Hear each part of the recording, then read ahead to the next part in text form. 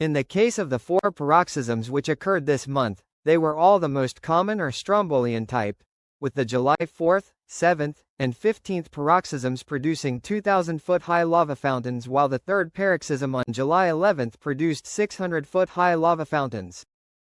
During the first 2 events, large amounts of lava cascaded and filled the 200-foot-deep section of Etna's Boca Nuovo crater, eventually overflowing the surrounding crater and flowing 500 meters downslope to the west of the summit area. Each of these paroxysms also produced large volumes of ash which mostly fell back to the ground within several hundred meters of the erupting vent in Voragine crater, constructing a 60-meter or 197-foot tall cinder cone. Because of this cinder cone became Etna's highest point, increasing the overall volcano's height by 11 meters or 36 feet as it achieved a summit elevation of 3,369 meters or 11,053 feet above sea level. This height is likely to continue to increase during the next several weeks, as statistically speaking, more paroxysms are likely to occur in the next 3 weeks. Heading 117 kilometers to the north, Italy's Mount Large Stromboli eruption Stromboli volcano during the last week produced a series of unusually large lava flows. These reached the ocean on July 9, expanding outwards by 400 feet to form a brand new lava delta.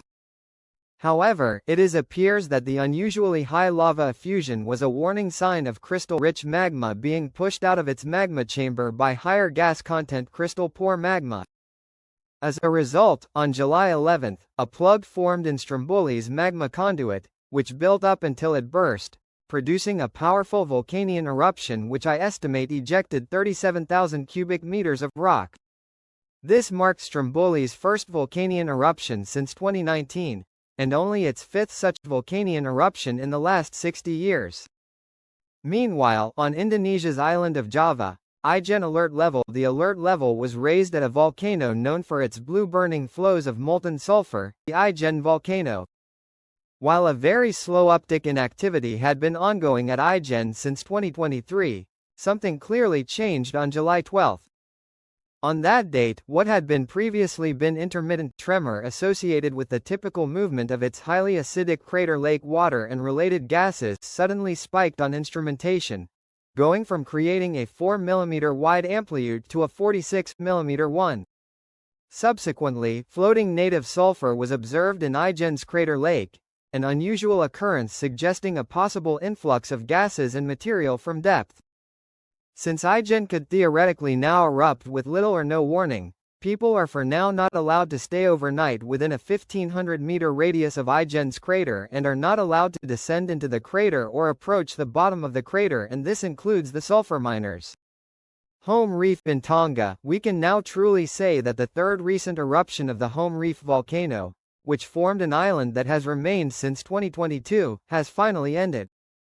In total, I estimate that 571,000 cubic meters of lava was emplaced between June 11 and July 4, indicating an average eruptive rate of 0.27 cubic meters of lava per second during its 24-day-long eruption.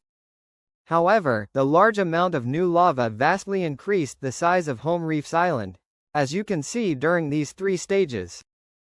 These viscous lava flows caused the island to expand in size by 52%. Adding a total of 10.5 acres of new land, with this process being fairly continuous throughout the eruption. As a result, the island of Home Reef at its widest point is now half a kilometer or 1,641 feet wide.